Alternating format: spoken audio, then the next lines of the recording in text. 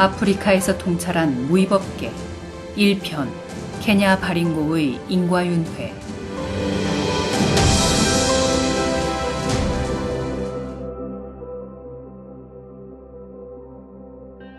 이 이야기는 1996년 7월 아프리카 케냐 북부 소말리아와 인접한 바링고 클럽에서 마치 한 편의 다큐멘터리 영화를 보듯 4시간 동안 나의 내면 세계에 투영되었던 불가사의한 무위법계 관찰기이다. 당시 나의 아프리카 행은 만행수행이 목적이 아니라 신생무역회사 대표로서 탄자니아와 케냐의 기계류 수출과 자원 개발을 위한 업무 출장이었다. 무역업은 생소한 분야였지만 어쩌다 보니 아프리카 탄자니아에 최초로 기계류를 수출한 기업인이 되어 코트라의 선구자로 기록되었다. 지금은 케냐 직항로가 있지만 당시 출장길은 2박 3일에 걸쳐 4번 비행기를 갈아타고 비행시간만 27시간이 소요되었다. 그쯤 아프리카 행은 특별한 동기가 아니면 엄두조차 낼 수 없는 하늘길을 수차례 오가는 일상이 역동적인 참선 공부 도량이 되었던 것은 가없는 제불보살님의 배려였을 것이다. 마치 신화와 같았던 일련의 해외 출장 사연들은 더 넓은 인간 사회를 직접 경험하지 않으면 마음의 잔재가 남을 것을 우려한 제불의 뜻이 아니라면 달리 설명할 방법이 없다. 이 글은 당시 출장 업무 틈틈이 대학 노트에 기록해 두었던 책 2권 분량의 아프리카 출장 일기 중 참선 공부에 참조가 될 일부분을 발췌한 것이다. 참선 수행자들에게 간접 경험이 될 것 같은 케냐 바링고 클럽에서의 무위법계 실상을 서술하기 전에 아프리카 행로에서 빚어진 에피소드 일부를 피력한다. 그쯤 한국의 보편적인 생활 여건상 부처 공부를 하려고 아프리카까지 날아가는 사람은 아무도 없었을 것이다. 아프리카 대륙에는 불교 역사도 없을 뿐더러 나 역시 아프리카 만행은커녕 그곳과 무역 사업을 할 것이라고는 상상조차 하지 않았었다. 그러나 불세계의 인간불사 프로그램은 내 의지와 무관하게 불교의 불모지 아프리카에서 주경야독하며 무위법계의 한 단면인 인과와 윤회 실상을 통찰하는 아주 희유한 경계가 주어졌었다. 벽면서생 같은 마음 공부로는 결코 궁극의 열반적정에 들 수 없다는 것쯤은 익히 알았지만 뾰족한 수가 없어 좌절할 즈음 무위법계를 관찰할 결정적인 동기가 있었다. 지금이야 해외가 이웃집 나들이와 다름없지만 당시는 결코 간단한 일이 아니었고 특히 아프리카는 아득히 먼 미지나라 이야기였다. 해외 출장 이야기가 나온 김에 비자와 관련된 에피소드 하나를 소개하면 그쯤 미국 비자를 받는 것이 시대적 과제였다. 국제론과 관련하여 워싱턴시티 교민회장 초청을 받고 비자 신청을 하였더니 접수조차 불가능하다는 것이다. 비자 발급 조건도 엄청 까다롭지만 면접 신청자들이 광화문 미국 대사관을 둘러싸고 심지어 국회의원도 비자가 거부된다는 것이 뉴스가 되던 시절이었다. 기존 관행으로는 적기에 미국행이 불가능하다는 판단에 여권만 달랑 들고 미국 대사관을 찾았다. 철옹성 같은 미국 대사관 정문에서 비자 문제로 대사를 만나러 왔다니까 당연한 듯 상무관실로 안내하였다. 담당 상무관에게 여권을 던져주며 단도직입적으로 비자를 내달라고 하자 당신은 신문도 안 보냐고 하였다. 나를 외계에서 온 괴물 취급하기에 나는 대한민국 국민이고 비즈니스로 미국에 가려 한다는 뜻을 전달하자 고개를 가로저으며 단숨에 거절하였다. 그 순간 이 속물 중생이 한낱 종이 쪼가리에 불과한 비자딱지로 감히 어디서 유세를 부리나 싶었다. 미국이 없으면 당신 나라에 갈 일도 없다. 여기 너희 대사관을 미국으로 떼가라고 일갈하자 일체 구비 서류나 비용 청구 없이 이틀 만에 10년 멀티비자를 붙인 여권을 역삼동 내 사무실로 배달해 주어 한동안 미국 출장을 잘 다녔다. 아프리카 입국은 장벽 높은 미국 같지는 않지만 불합리한 입국 절차는 피곤하기 그지없었다.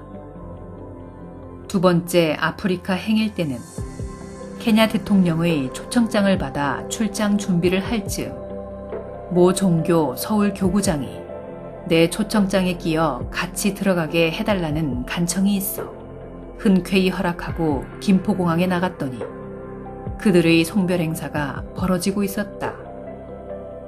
그는 단순한 케냐 여행이 아니라 교주의 명에 따라 그들 종교의 아프리카 대륙 최고 책임자로 부임하는 길이고 부인과 며느리까지 동반한 이삿짐이 산더미였다.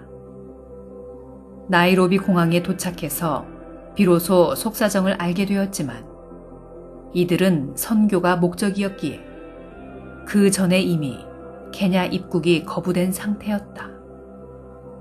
나는 케냐 정부가 이 종교의 선교 활동을 철저히 막는다는 사실을 몰랐었다.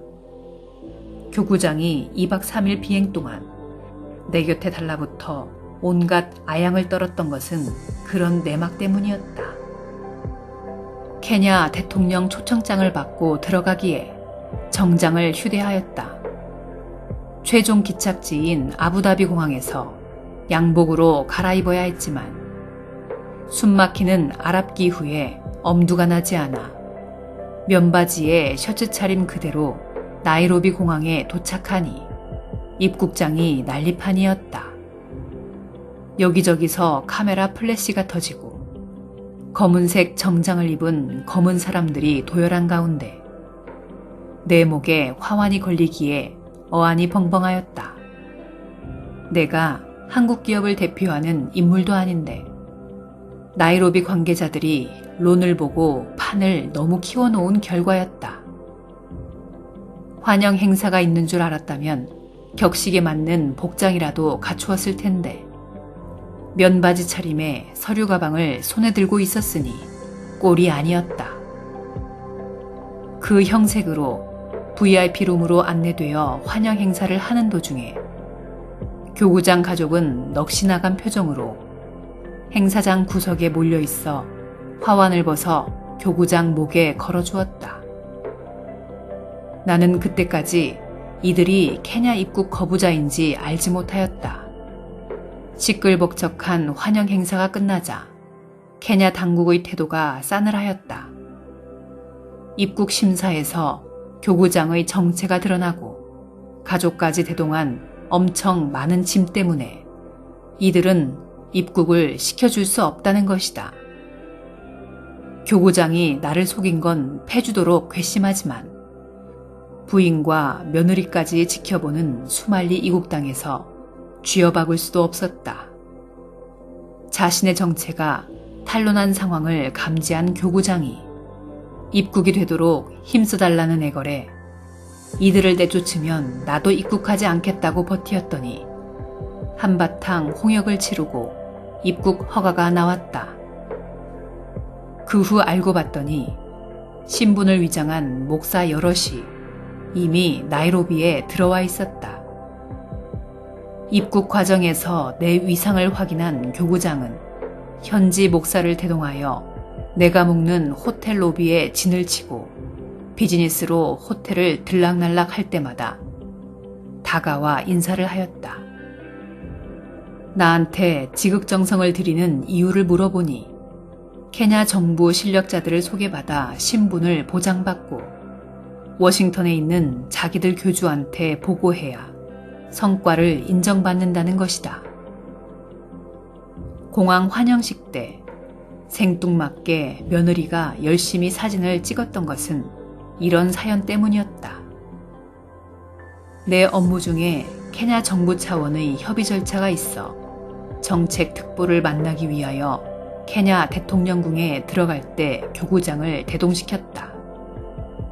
그의 간절한 부탁도 있었지만 이왕이면 다홍치 말라고 의심 없이 그의 청을 들어주었다. 케냐 대통령궁은 수만 평이나 되는 아름다운 정원 가운데 있었고 정책 특보의 사무별관도 그 안에 있었다. 케냐는 오랫동안 영국의 지배를 받았기에 핵심 관료 대부분이 영국 옥스퍼드에서 수학한 인재들이었다. 두어 시간 특보를 면담하고 대통령궁을 벗어날 즈음에 특보로부터 전화가 왔다. 교구장이 끌고 온 목사가 특보에게 명함을 주더라며 왜 그런 인간들을 대동하였냐는 거였다. 그들이 숭배하는 유대 귀신에게 자신의 영혼을 신탁한 목사로부터 국제 신사도는 기대할 수 없지만 한 나라의 고위층을 만나는 일에 미치지 않고서는 끼어들 수 없는 자리였다. 차를 세우게 하고 교구장과 목사를 추궁하였더니 작별 인사를 하는 어수선한 틈에 이 목사 녀석이 정책 특보에게 명함을 건네며 만나달라고 부탁하였다는 것이다.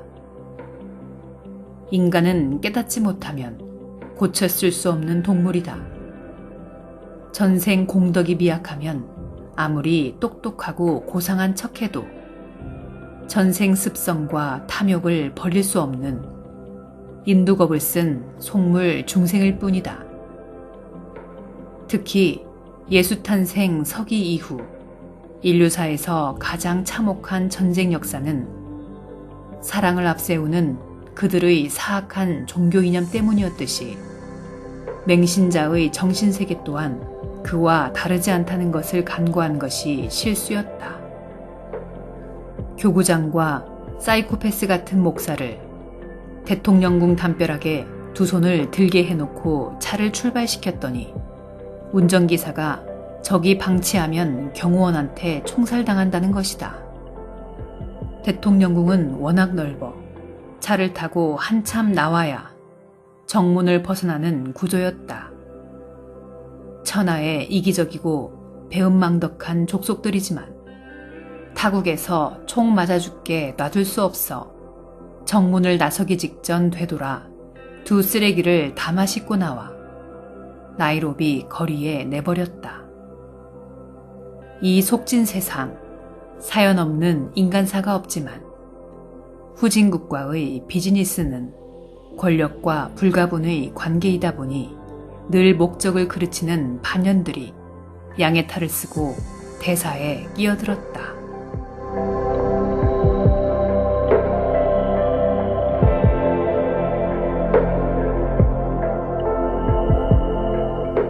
장명등.